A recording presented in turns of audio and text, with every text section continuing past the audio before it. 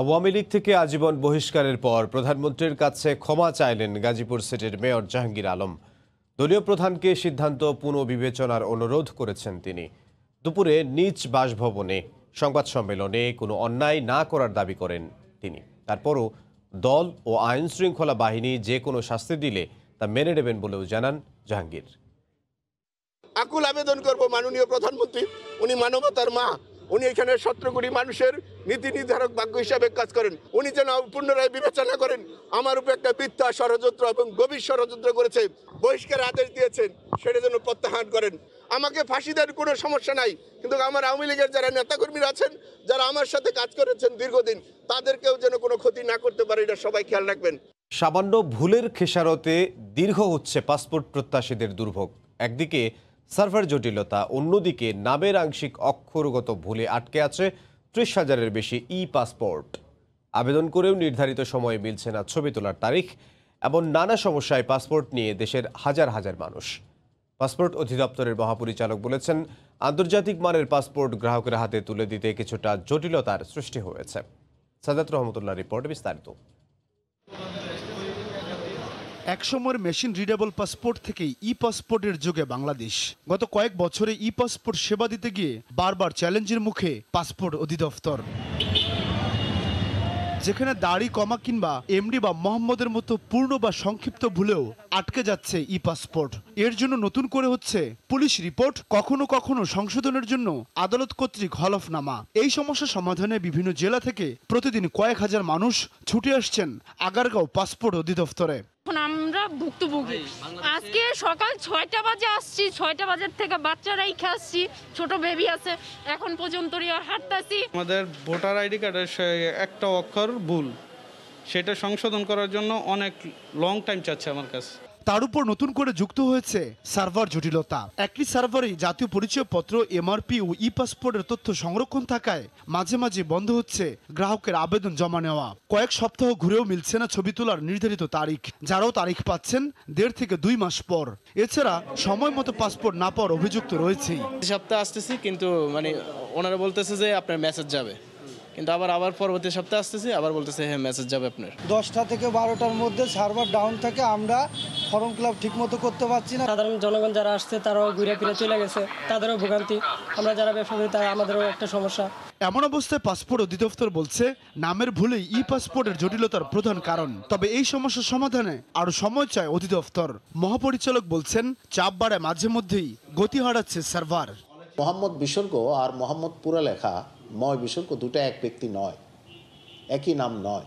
এটা আপনার কাছে ছোটোখাটো মনে হইতে হইতে পারে, বাট আমরা এতদিন চলে আসছিলাম। বাট হাওয়াবার এটার জন্য মানুষের একটু ভোগান্তি হচ্ছে।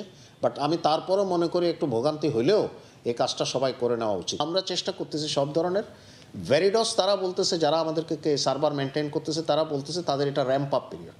তো এখন কোভিডের পরে বেশি চাপ আসছে, ওরা ভেরিডস তাদের বলছে আমরা র্যাম্প আপ পিরিয়ড, এর মাঝে মাঝে সমস্যা, বাট তারা অ্যাড্রেস করে এগুলো। 2020 সালের 22 জানুয়ারিতে দেশে শুরু হওয়া পাসপোর্ট কার্যক্রমে এখন পর্যন্ত প্রায় 12 লাখ গ্রাহক পেয়েছে এই সেবা। সাদাত রহমতুল্লাহ, সময় সংবাদ, ঢাকা। শিক্ষার্থীদের সামনে মুক্তিযুদ্ধের সঠিক ইতিহাস তুলে ধরার আহ্বান জানিয়েছেন আওয়ামী লীগ নেতা অ্যাডভোকেট কামরুল ইসলাম। সকালে রাজধানীর ডিপ্লোমা ইঞ্জিনিয়ার্স ইনস্টিটিউশন মিলনায়তনে এক অনুষ্ঠানে যোগ দিয়ে তিনি একথা বলেন। তথ্য প্রযুক্তির নেতিবাচক দিক থেকে শিক্ষার্থীদের দূরে থাকার আহ্বানও জানান তিনি। শিক্ষার্থীদের লেখাপড়ায় আরও মনোযোগী হওয়ার আহ্বান জানান প্রধানমন্ত্রীর বেসরকারি শিল্প ও বিনিয়োগ বিষয়ক উপদেষ্টা সালমান এফ রহমান এবং বিদ্যুৎ, জ্বালানি ও খনিজ সম্পদ প্রতিমন্ত্রী Nasrul Hamid Bipu. IT enable services, digital যেটা বললাম, এই অনুকূল পরিবেশ একটা তৈরি হয়েছে। এটা নিয়ে তোমাদেরকে কিন্তু ভবিষ্যতে এটা নিয়ে কাজ করতে হবে, প্রযুক্তিটা তোমাদের ব্যবহার করতে হবে। যত ভালো বিদ্যুৎ দিতে পারবো, তোমরা কিন্তু তত বেশি টেকনোলজি ব্যবহার করতে পারবে। যত বেশি টেকনোলজি আমরা ব্যবহার করতে পারবো, আমাদের মধ্যে ইন্টেলিজেন্স তত বেশি তৈরি হবে। তথ্য প্রযুক্তির যে সুবিধা, সেই সুবিধাটা তোমরা অবশ্যই গ্রহণ করবে। ইন্টারনেটের সুবিধা সব কিছু গ্রহণ করবে, মোবাইলের সুবিধা গ্রহণ করবে। পড়ালেখা করা যায় মোবাইলের মাধ্যমে, সব কিছু করা যায়, কিন্তু তথ্য প্রযুক্তির যে খারাপ দিকগুলো সেগুলো বর্জন করবে। যেই কথাটা গার্জেনদের উদ্দেশ্য করে বলবো, ছাত্র শিক্ষকদের উদ্দেশ্য করে বলবো, অবশ্যই লক্ষ্য রাখবেন আপনার সন্তান রাত্রে দরজা বন্ধ করে ইন্টারনেটের কিভাবে ব্যবহার করে, মোবাইলের কিভাবে ব্যবহারটা করছে। সীমান্তে আর কোনো বাংলাদেশিকে হত্যা করা হবে না, প্রধানমন্ত্রী শেখ হাসিনার কাছে এমন অঙ্গীকার করেছে ভারত সরকার। সকালে গোপালগঞ্জের টুঙ্গিপাড়ায় বঙ্গবন্ধু শেখ মুজিবুর রহমানের সমাধিতে শ্রদ্ধা জানিয়ে একথা জানান পররাষ্ট্রমন্ত্রী ডক্টর এ.কে. আব্দুল মোমেন। ভারত ও বাংলাদেশ সরকার উভয়ই সীমান্ত হত্যা বন্ধে সম্মত হয়েছে বলেও জানান তিনি। সব বিশ্ব নেতা চাপ দিলে মিয়ানমার রোহিঙ্গাদের ফেরত নিতে বাধ্য হবে বলেও জানিয়েছেন পররাষ্ট্রমন্ত্রী। এ সময় তার সঙ্গে সিলেট মহানগর ও গোপালগঞ্জ জেলা আওয়ামী লীগের নেতাকর্মীরা উপস্থিত ছিলেন।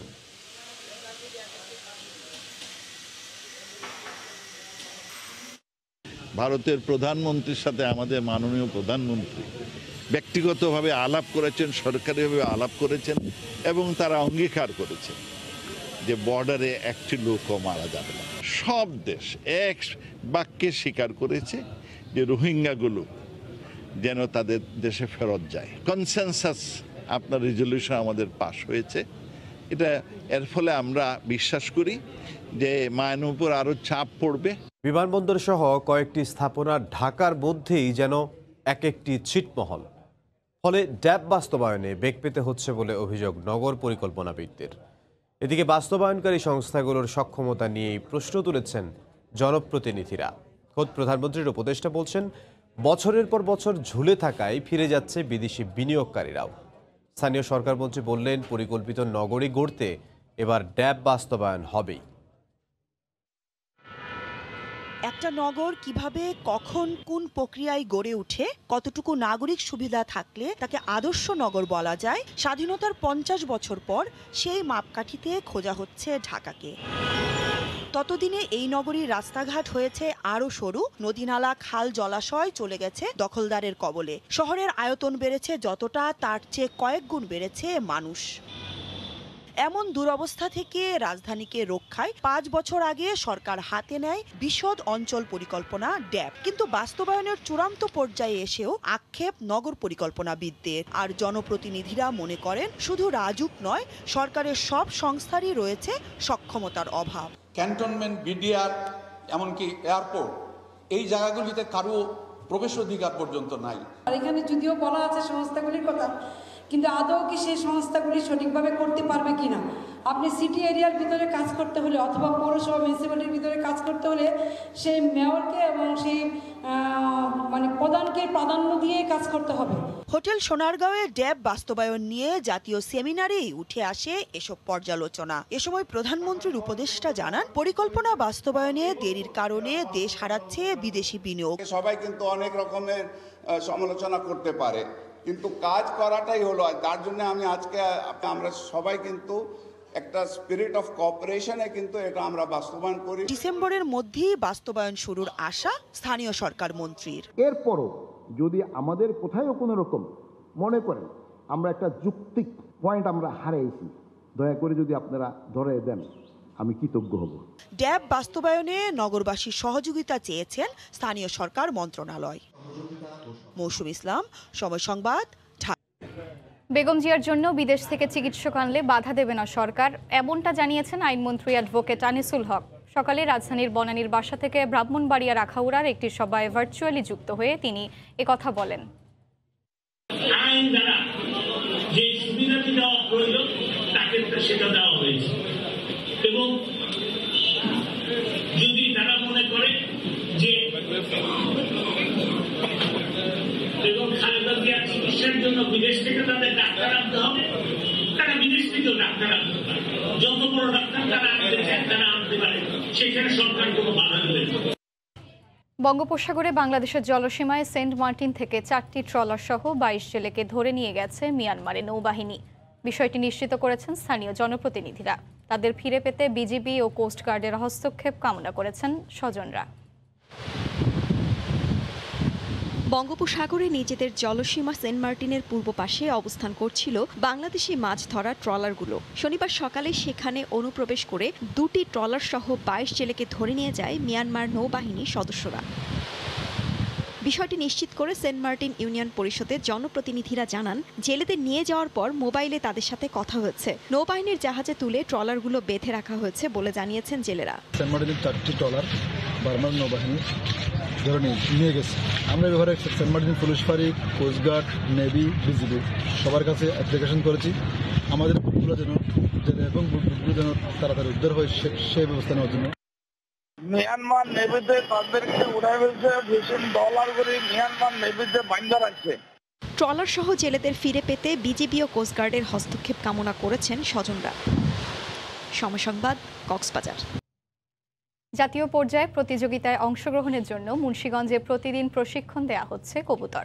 এবার রেসে অংশ নেবে জারাস উইংস প্রতিষ্ঠানের অর্ধশতাধিক কবুতর। কবুতরকে প্রশিক্ষিত করতে চলছে প্রশিক্ষকের ব্যস্ততা। আগামী 24 ডিসেম্বর চট্টগ্রামে অনুষ্ঠেয় কবুতরের জাতীয় রেসে অংশগ্রহণ করবে এখানকার কবুতর। প্রতিযোগিতায় বিভিন্ন জায়গা থেকে 8000-এরও বেশি কবুতরের সঙ্গে পাল্লা দেবে ইদ্রাকপুরের জারাস উইং। প্রস্তুতি হিসাবে 2 বেলা বিশেষ খাবার পরিবেশন করা হচ্ছে।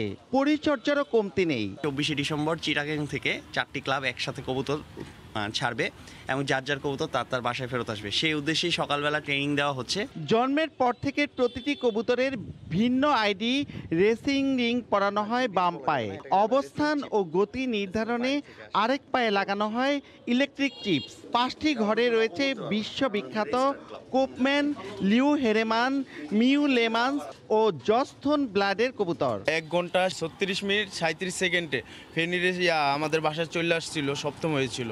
আপাতত আমরা কবুতর নিয়ে আশাবাদী যে আমরা রেসে কিছু করতে পারবো।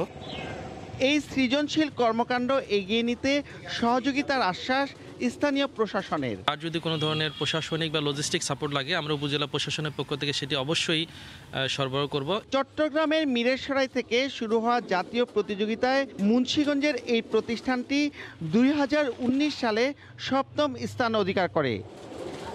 এখানকার 150টি কবুতরের 57টিকে জাতীয় রেসে অংশগ্রহণ করানোর জন্য প্রস্তুতি চলছে এখন। মুন্সিগঞ্জের ইদ্রাকপুর থেকে নাসির উদ্দিন উজ্জ্বল, সময় সংবাদ।